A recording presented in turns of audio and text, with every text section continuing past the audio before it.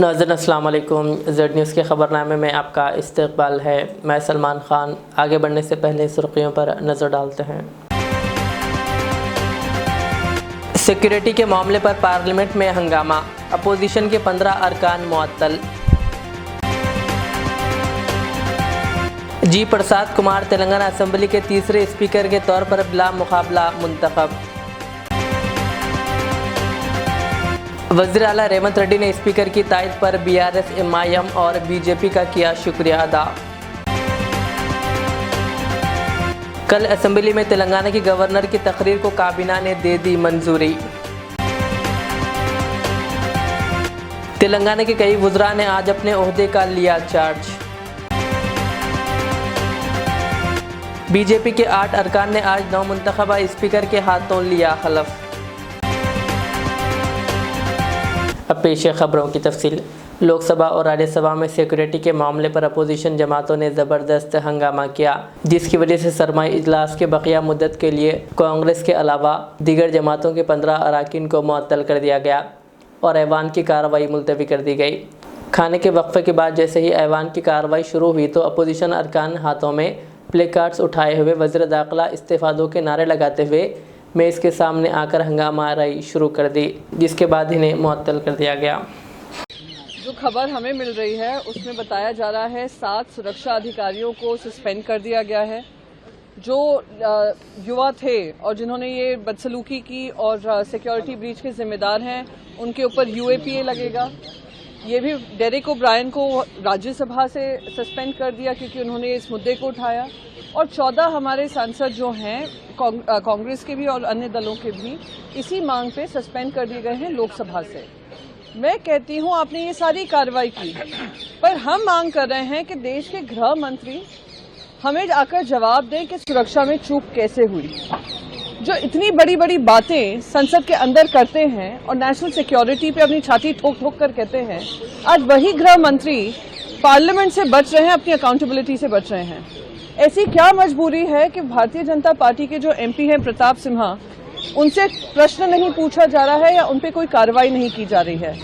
ये दिखाता है कि ये जो सरकार है इतनी आत्ममुग्ध है कि नेशनल सिक्योरिटी को दरकिनार कर कर, पार्लियामेंट की सिक्योरिटी को दरकिनार कर कर सिर्फ अपनी वाह लूटने में लगी हुई है, पर जो भी इनके सुरक्षा का दावा है सब खोखला है।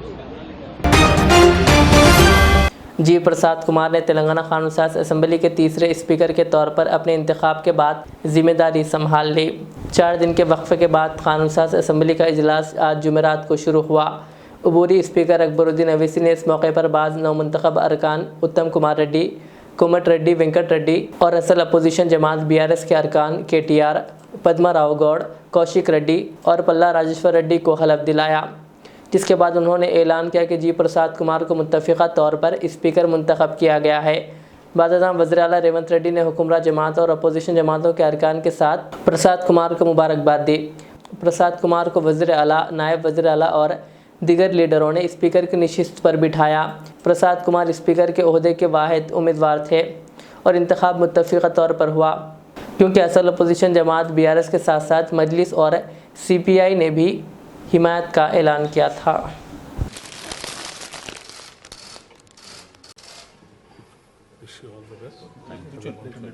Nominated Sri Gadam Prasad Kumar, proposer Sri Mir Zulfikar Ali. I am further to announce to the House Sri Gadam Prasad Kumar, elected unanimously to the office of the Speaker. Since Sri Gadam Prasad Kumar is the only candidate who filed the nomination, I heartily congratulate Sri Gadam Prasad Kumar and extend my best wishes to him in discharging the functions as the Speaker of the 3rd Telangana Legislative Assembly. Now I request the Honorable Speaker, Sir, Sri Gadam Prasad Kumar Garu to occupy the chair. I am also to request the Honorable Chief Minister Saab and the Leader of the House, the Honorable Deputy Chief Minister Saab, the Honorable Minister for Legislative Affairs and the floor leaders of all legislature party to conduct him to the chair. Telangana के वज़ीर आला रेवंत रेड्डी ने कहा कि assembly के ज़रिए रियासत की आवाम के ख्वाहिशात को पूरा किया जाएगा। उन्होंने स्पीकर के बिला मुकाबला इंतखाब में ताउन करने वाली जमातों का शुक्रिया अदा किया। उन्होंने कहा कि तमाम जमातों ने मुत्तफ़िक़ा स्पीकर के इंतखाब की हिमायत की। इस मौके पर रेवंत रेड्डी ने कहा कि असेंबली ने एक अच्छी रिवायत शुरू की है, आइंदा भी यही रिवायत जारी रहेगी। उन्होंने कहा कि विकाराबाद एक बेहतर इलाके के तौर पर जाना जाता है। विकाराबाद की नुमाइंदगी करने वाले प्रसाद कुमार को स्पीकर के तौर पर मुंतखब होने पर उन्होंने मुबारकबाद दी। उन्होंने कहा कि स्पीकर एक आम घराने से ताल्लुक़ रखते हैं। उन्होंने कहा कि इन्हें यकीन है कि ऐवान में तमाम अरकान के हकूक़ का तहफ़्फ़ुज़ किया जाएगा। वज़ीर आला और नायब वज़ीर आला ने इस मौके पर नौमुंतखब स्पीकर को मुबारकबाद पेश की। उन्होंने कहा कि जी प्रसाद ने बैंकरों के मसाइल को वज़ीर हैंडलूम के तौर पर हल किया था। उन्होंने कहा कि इनके साथ काम करने पर इन्हें फ़ख्र है। उन्होंने कहा कि जी प्रसाद को आवाम के मसाइल हल करने के लिए मशवरा देना चाहिए। उन्होंने स्पीकर के इंतखाब में ताउन पर अपोजिशन जमातों का भी शुक्रिया अदा किया। మూడవ తెలంగాణ శాసనసభ యొక్క సభా అధ్యక్షుడిగా గడ్డం ప్రసాద్ కుమార్ గారిని ఈ శాసనసభలో కాంగ్రెస్ పార్టీ, భారత రాష్ట్ర సమితి, అదేవిధంగా సిపిఐ, ఎంఐఎం పార్టీలు ప్రత్యక్షంగా మద్దతు పలికి ఏకగ్రీవంగా ఎన్నిక కావడానికి, అదేవిధంగా భారతీయ జనతా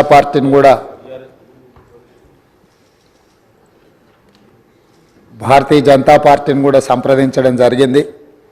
వారు కూడా పరోక్షంగా ఈ ఎన్నిక ఏకగ్రీవం కావడానికి సహకరించారు. సభాపక్ష నాయకుడిగా మా సభ్యులకు, భారత రాష్ట్ర సమితి అధ్యక్షుడు మరియు శాసనసభ్యులకు, ఎంఐఎం అసదుద్దీన్ ఓవైసీ గారికి, అక్బరుద్దీన్ ఓవైసీ గారికి, సిపిఐ పార్టీ నాయకులకు అందరికీ, ఆ పార్టీ అధ్యక్షులకు, శాసనసభ్యులందరికీ కూడా ఈ సభాపక్షాన మనస్ఫూర్తిగా వారికి ధన్యవాదాలు తెలియజేస్తున్నాను. ఈ సభ ఒక మంచి సాంప్రదాయానికి మొదటి రోజే మనమందరము ఒక మంచి సాంప్రదాయాన్ని ముందుకు తీసుకెళ్లడానికి तेलंगाना के काबीना इजलास में गवर्नर डॉक्टर तमिलिसाई सुंदरराजन की तकरीर को मंजूरी दे दी गई है।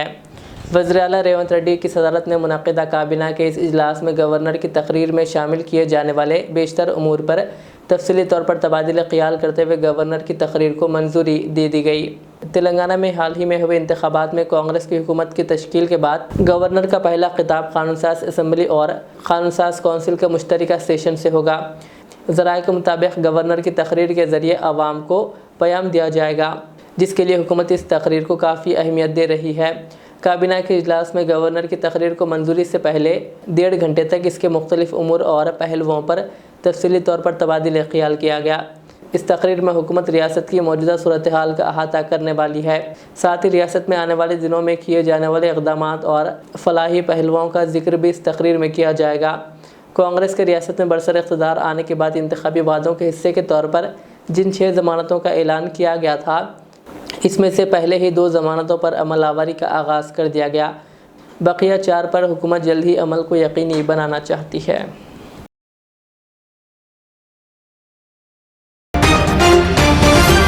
तेलंगाना बीजेपी के 8 अरकान ने आज असेंबली में हलफ लिया। गोशा महल के एमएलए राजा सिंह, कामारेड्डी के एमएलए ए वेंकटरमणा रेड्डी, आदिलाबाद के एमएलए पी शंकर, निर्मल एमएलए महेश्वर रेड्डी, सिरपुर एमएलए ए हरीश बाबू, मुधोल एमएलए रामाराव पटेल और आरमूर के एमएलए पी राकेश रेड्डी को स्पीकर गड्डम प्रसाद ने हलफ दिलाया। 10 दिसंबर को 101 एमएलएस ने हलफ लिया था। चूँकि अकबरुद्दीन अवैसी अबूरी स्पीकर थे, इसलिए बीजेपी के एमएलएस ने इनके हाथों हलफ ना लेने का ऐलान किया था। आज असेंबली में जी प्रसाद कुमार के स्पीकर मुंतखब होने के बाद बीजेपी के अरकान असेंबली ने इनके हाथों हल्फ लिया।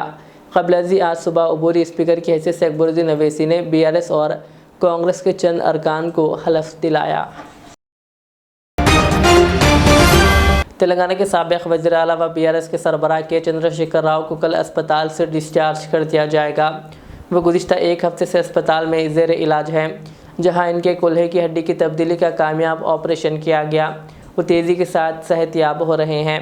डॉक्टर्स की एक टीम इनकी निगरानी कर रही है और डॉक्टर्स ने कहा कि केसीआर को कल घर जाने की इजाज़त दे दी जाएगी। अस्पताल से डिस्चार्ज के बाद के चंद्रशेखर राव बंजारा हिल्स के नंदी नगर में वाक़ अपनी रिहाइशगाह रवाना होंगे।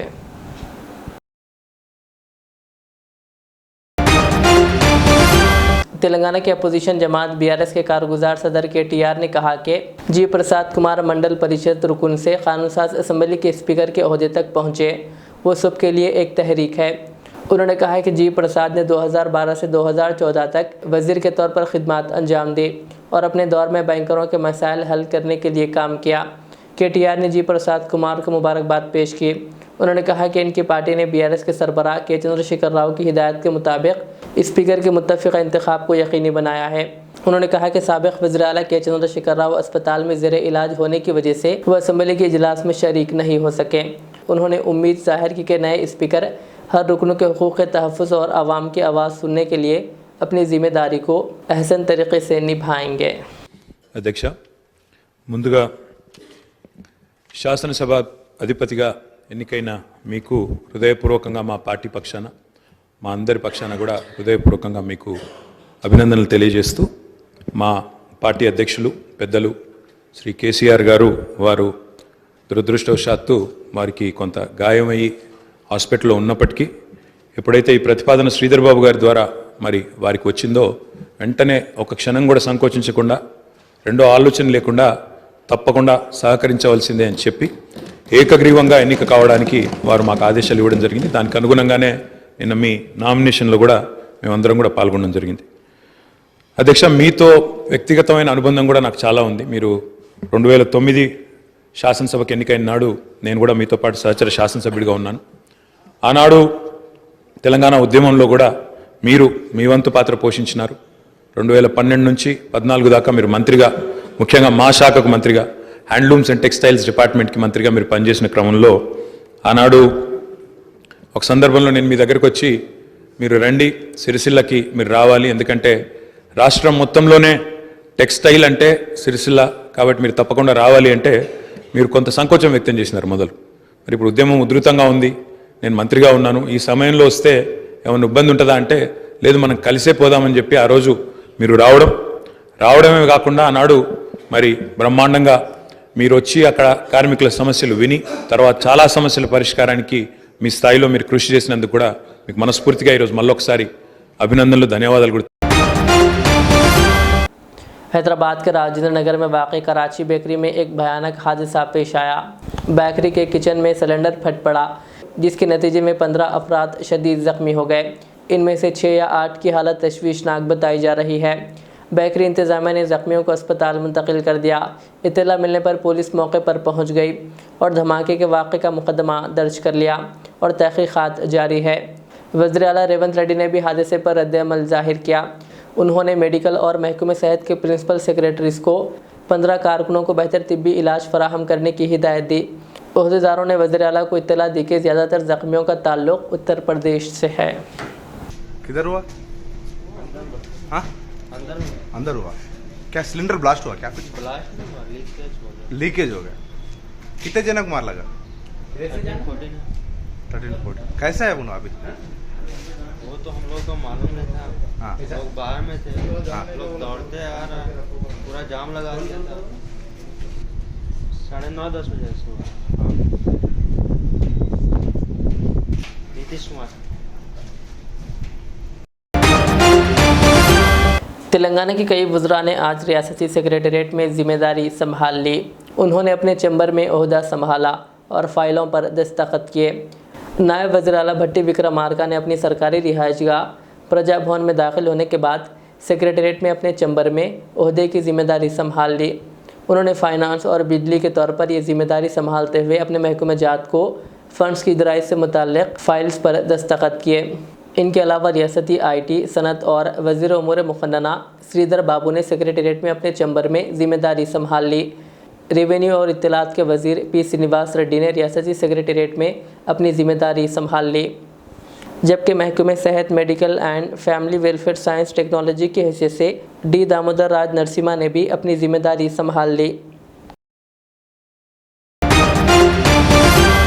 तेलंगाना के साबिक़ वज़ीर व BRS के रुकन असम्बली मल्ला रेड्डी ने इन पर अराज़ियात पर कब्ज़ा करने के लगाए गए इल्ज़ामात को बेबुनियाद और झूठा करार दिया। उन्होंने निशानदही करते हुए कहा कि क़बाइलियों की 47 एकड़ अराज़ी से इनका कोई ताल्लुक़ नहीं है। उन्होंने कहा कि मौजूदा हुकूमत इनसे मकासिमत निकाल रही है। అది 47 ఎకరాలు భూమి ఎస్టీలది, అదేదో ఎస్టీలది అది కూడా 38 అని అంటున్నారు. వాళ్ళు కొన్నోళ్ళంతా రకరకాల రామరెడ్డి అని వాళ్ళు రకరకాల మనుషులు ఉన్నారు. వాళ్ళకు 38 కింద ఏదో డబ్బులు అడిగారు, వాళ్ళు ఇచ్చారు. ఆ మధ్యవర్తులు కొందరు తిన్నారు. అంతేగాని ఆ భూమిలో కానీ ఆ 47 ఎకరాలలో కానీ ఎక్కడ కూడా నా పేరు లేదు, నాకు ఆ భూమిలో సంబంధం లేదు, ఆ డీల్ తోటి కూడా నాకు సంబంధం లేదు. చేసారు వాళ్ళు కోర్టుకి వెళ్ళి ఆర్డర్ తెచ్చి ఎఫ్ఐఆర్ బుక్ చేయమని తెచ్చారు. నేను కూడా ఇప్పుడు రాసిచ్చిన, నేను కూడా కోర్టుకు పోయి ఎలక్షన్ లేదని నేను కూడా కోర్టు ఎలక్షన్ అయిన వెంబటే రాత్రి రిజిస్ట్రేషన్ చేసే ప్రయత్నం చేసినాం. ఇది కాదని అవాస్తవం అని చెప్తున్నారు. సరే ఏదైనా ప్రభుత్వ కక్ష ఏం లేదు, దీంట్లో కక్ష ఏం లేదు.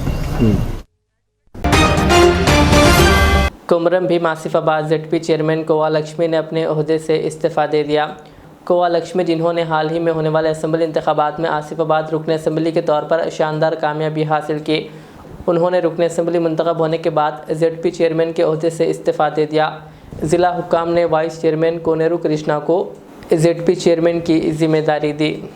इस मौके पर कागज़ नगर म्यूनसिपल चेयरमैन मोहम्मद सद्दाम हुसैन के अलावा दीगर पार्टी कायदीन मौजूद थे। आखिर में सुर्खियाँ और एक बार। सिक्योरिटी के मामले पर पार्लियामेंट में हंगामा, अपोजिशन के 15 अरकान मुअत्तल।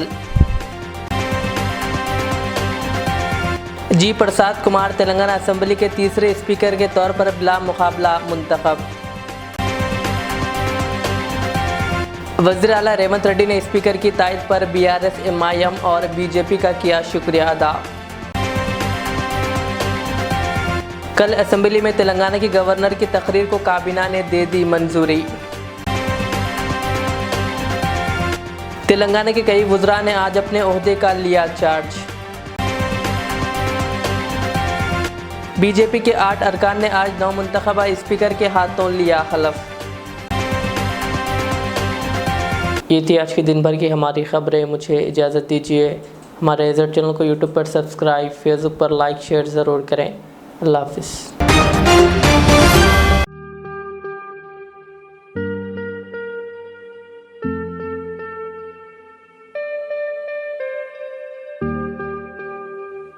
Siddique traders import and export, जहां सऊदी, दुबई, सिंगापुर, मलेशिया व दीगर ममालिक के मुख्तलिफ अक़साम के मलबूसात, बुर्क़े, अतर, अरबा चप्पल, तैबन का मजमुआ दस्तयाब है। मियारी और आला अक़साम की अशियाए ज़रूरिया, जैतून का तेल, ड्राई फ्रूट्स व दीगर इम्पोर्टेड सामान के लिए अभी चले आएँ। सिद्दीक ट्रेडर्स, मुस्तफ़ा नगर, फलकनुमा, हैदराबाद। हमसे रब्ता करें 9951385112।